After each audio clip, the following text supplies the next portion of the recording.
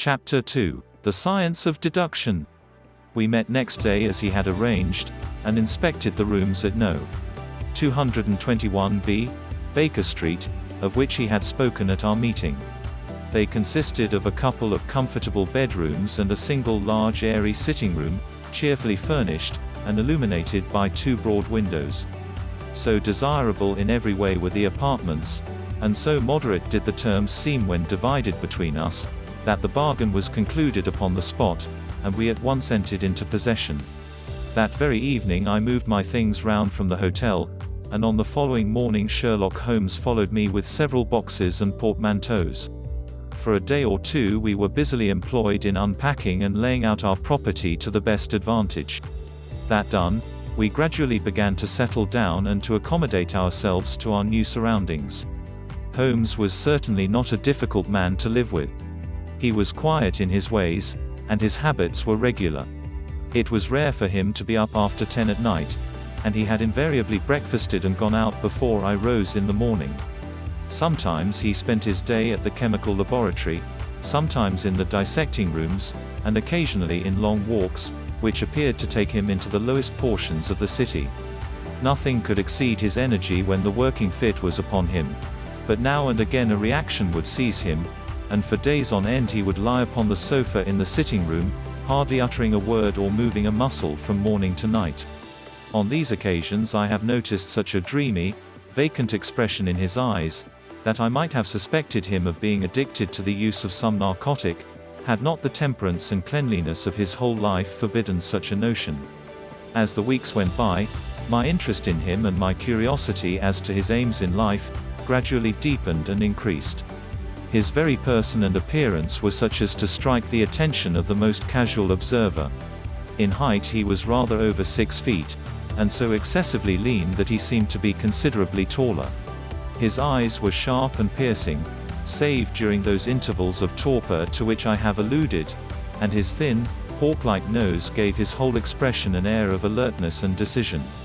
His chin, too, had the prominence and squareness which marked the man of determination. His hands were invariably blotted with ink and stained with chemicals, yet he was possessed of extraordinary delicacy of touch, as I frequently had occasion to observe when I watched him manipulating his fragile philosophical instruments. The reader may set me down as a hopeless busybody, when I confess how much this man stimulated my curiosity, and how often I endeavored to break through the reticence which he showed on all that concerned himself. Before pronouncing judgment, however, be it remembered, how objectless was my life, and how little there was to engage my attention. My health forbade me from venturing out unless the weather was exceptionally genial, and I had no friends who would call upon me and break the monotony of my daily existence. Under these circumstances, I eagerly hailed the little mystery which hung around my companion, and spent much of my time in endeavoring to unravel it. He was not studying medicine. He had himself, in reply to a question, confirmed Stamford's opinion upon that point. Neither did he appear to have pursued any course of reading which might fit him for a degree in science or any other recognized portal which would give him an entrance into the learned world. Yet his zeal for certain studies was remarkable, and within eccentric limits his knowledge was so extraordinarily ample and minute that his observations have fairly astounded me. Surely no man would work so hard or attain such precise information unless he had some definite end in view. Desultory readers are seldom remarkable for the exactness of their learning. No man burdens his mind with small matters unless he has some very good reason for doing so. His ignorance was as remarkable as his knowledge. Of contemporary literature, philosophy and politics he appeared to know next to nothing. Upon my quoting Thomas Carlyle, he inquired in the naivest way who he might be and what he had done. My surprise reached a climax, however, when I found incidentally that he was ignorant of the Copernican theory and of the composition of the solar system. That any civilized human being in this 19th century should not be aware that the Earth traveled round the Sun appeared to be to me such an extraordinary fact that I could hardly realize it. "You appear to be astonished," he said, smiling at my expression of surprise. "Now that I do know it I shall do my best to forget it." To forget it. You see, he explained, I consider that a man's brain originally is like a little empty attic, and you have to stock it with such furniture as you choose. A fool takes in all the lumber of every sort that he comes across, so that the knowledge which might be useful to him gets crowded out, or at best is jumbled up with a lot of other things so that he has a difficulty in laying his hands upon it. Now the skillful workman is very careful indeed as to what he takes into his brain attic. He will have nothing but the tools which may help him in doing his work, but of these he has a large assortment, and all in the most perfect order. It is a mistake to think that that little room has elastic walls and can distend to any extent. Depend upon it, there comes a time when for every addition of knowledge you forget something that you knew before.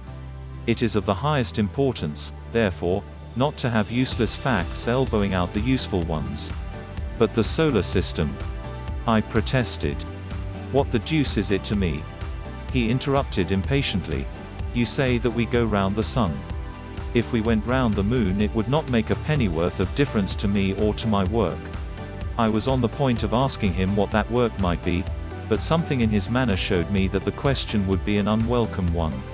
I pondered over our short conversation, however, and endeavored to draw my deductions from it. He said that he would acquire no knowledge which did not bear upon his object. Therefore all the knowledge which he possessed was such as would be useful to him. I enumerated in my own mind all the various points upon which he had shown me that he was exceptionally well informed. I even took a pencil and jotted them down. I could not help smiling at the document when I had completed it. It ran in this way: Sherlock Holmes, his limits. 1. Knowledge of literature. Nil. 2. Philosophy. Nil.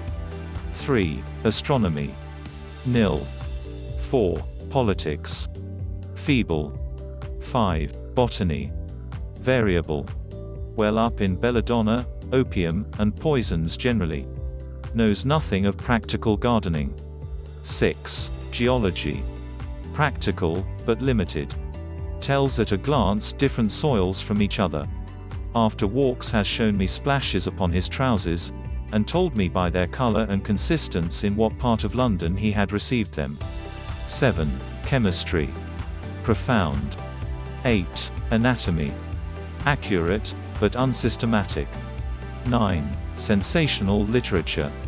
Immense. He appears to know every detail of every horror perpetrated in the century. 10.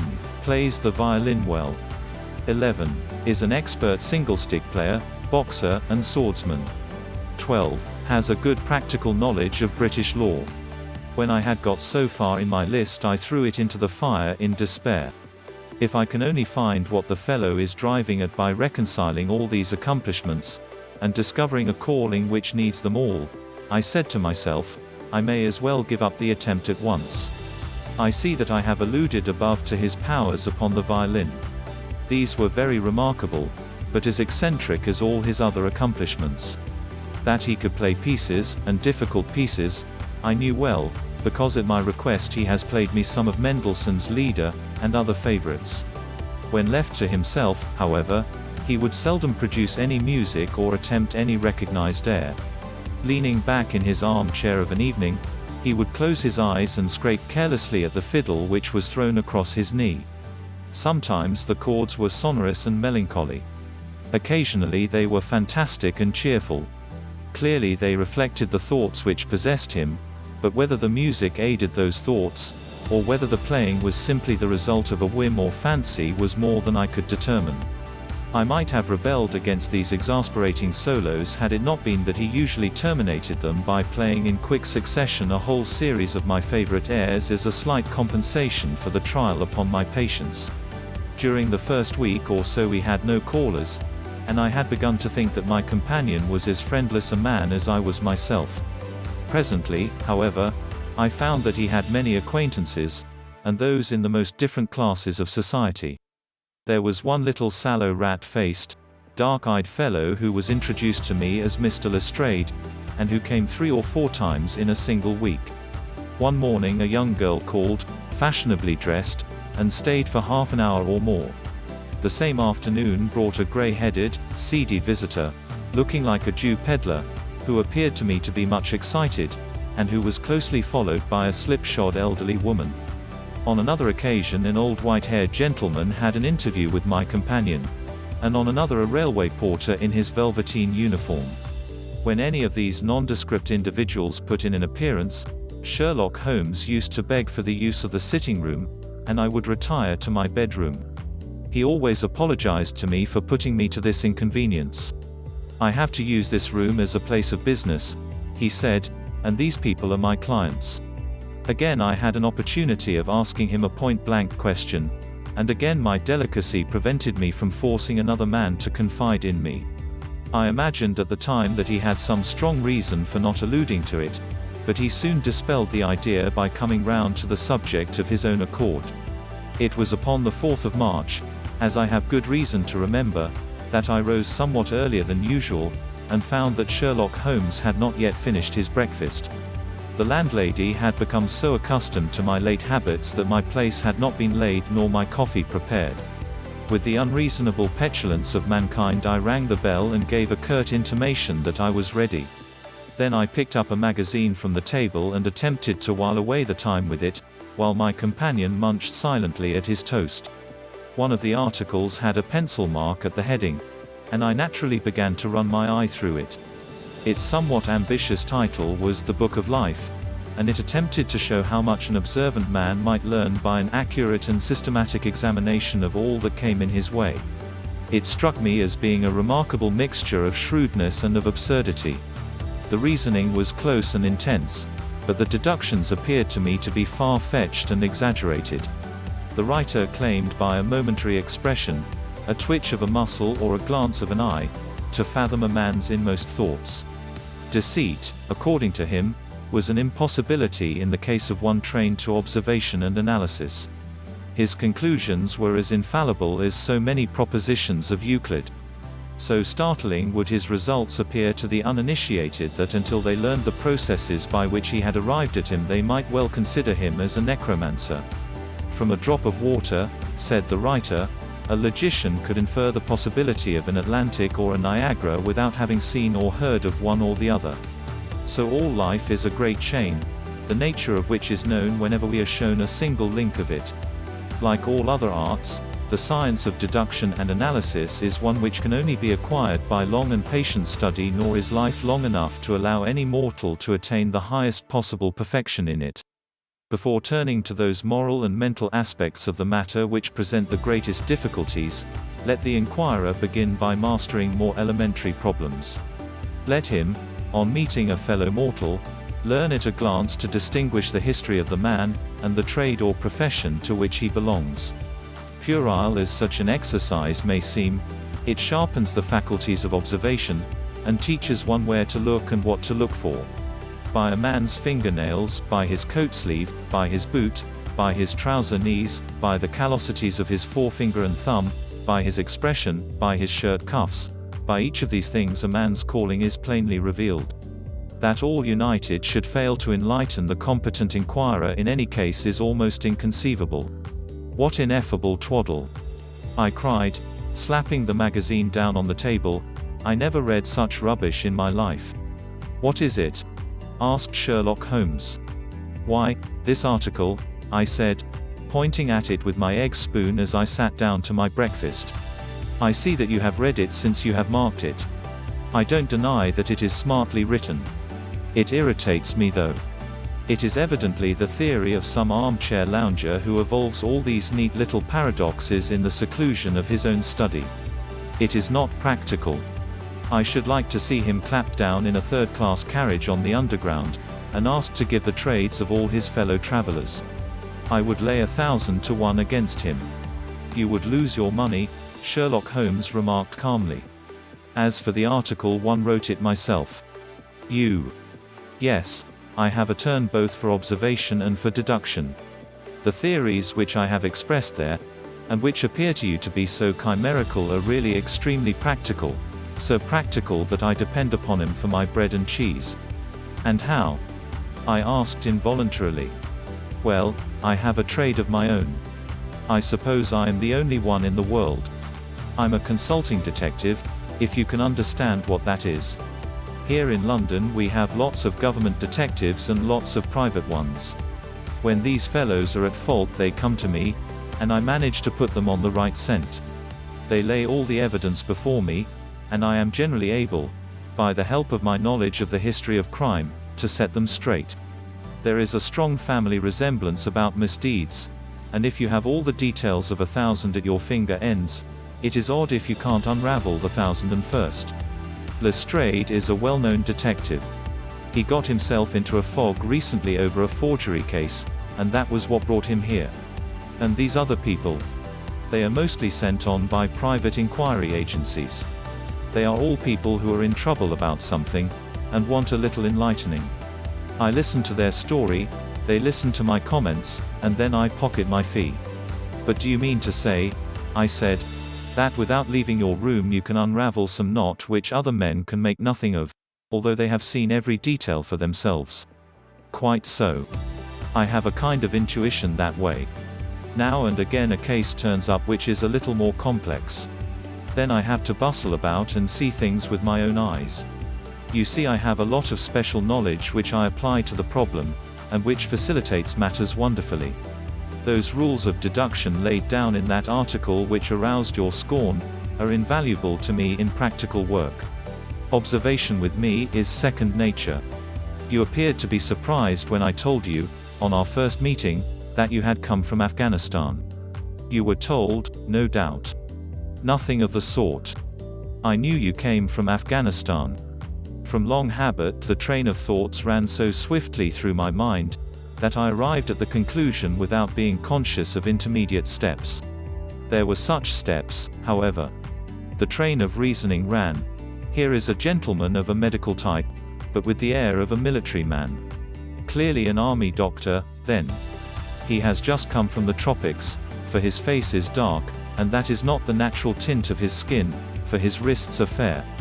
He has undergone hardship and sickness, as his haggard face says clearly. His left arm has been injured. He holds it in a stiff and unnatural manner. Where in the tropics could an English army doctor have seen much hardship and got his arm wounded? Clearly in Afghanistan. The whole train of thought did not occupy a second. I then remarked that you came from Afghanistan, and you were astonished. It is simple enough as you explain it, I said, smiling. You remind me of Edgar Allan Poe's Dupin. I had no idea that such individuals did exist outside of stories. Sherlock Holmes rose and lit his pipe. No doubt you think that you are complimenting me in comparing me to Dupin, he observed. Now, in my opinion, Dupin was a very inferior fellow. That trick of his of breaking in on his friend's thoughts with an apropos remark after a quarter of an hour's silence is really very showy and superficial. He had some analytical genius, no doubt. But he was by no means such a phenomenon as Poe appeared to imagine. Have you read Gaboriau's works? I asked. Does Lecoq come up to your idea of a detective? Sherlock Holmes sniffed sardonically. Lecoq was a miserable bungler, he said, in an angry voice. He had only one thing to recommend him, and that was his energy. That book made me positively ill. The question was how to identify an unknown prisoner. I could have done it in 24 hours. Lecoq took 6 months or so. It might be made a textbook for detectives to teach them what to avoid. I felt rather indignant at having two characters whom I had admired treated in this cavalier style. I walked over to the window, and stood looking out into the busy street. This fellow may be very clever, I said to myself, but he is certainly very conceited. There are no crimes and no criminals in these days, he said, querulously. What is the use of having brains in our profession? I know well that I have it in me to make my name famous. No man lives or has ever lived who has brought the same amount of study and of natural talent to the detection of crime which I have done. And what is the result? There is no crime to detect, or, at most, some bungling villainy with a motive so transparent that even a Scotland Yard official can see through it. I was still annoyed at his bumptious style of conversation. I thought it best to change the topic. I wonder what that fellow is looking for? I asked, pointing to a stalwart, plainly dressed individual who was walking slowly down the other side of the street, looking anxiously at the numbers. He had a large blue envelope in his hand, and was evidently the bearer of a message. "You mean the retired Sergeant of Marines," said Sherlock Holmes. "Brag and bounce," thought I to myself. "He knows that I cannot verify his guess." The thought had hardly passed through my mind when the man whom we were watching caught sight of the number on our door, and ran rapidly across the roadway. We heard a loud knock, a deep voice below, and heavy steps ascending the stair. "For Mr. Sherlock Holmes," he said, stepping into the room and handing my friend the letter. Here was an opportunity of taking the conceit out of him. He little thought of this when he made that random shot. "May I ask, my lad," I said, in the blandest voice, "what your trade may be?" "Commissionaire, sir," he said, gruffly. "Uniform away for repairs." "And you were?" I asked, with a slightly malicious glance at my companion. "A sergeant, sir, Royal Marine Light Infantry, sir." No answer. "Right, sir." He clicked his heels together, raised his hand in a salute, and was gone.